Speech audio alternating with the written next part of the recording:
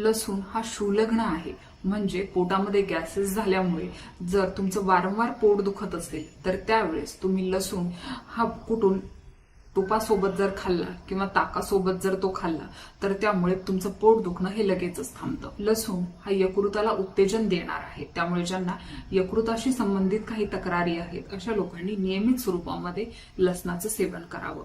त्याचबरोबर जर तुम्हाला वारंवार कृमींचा त्रास होत असेल तर अशा वेळेसही तुम्ही लसणाचा आपल्या आहारामध्ये जरूर समावेश करावा.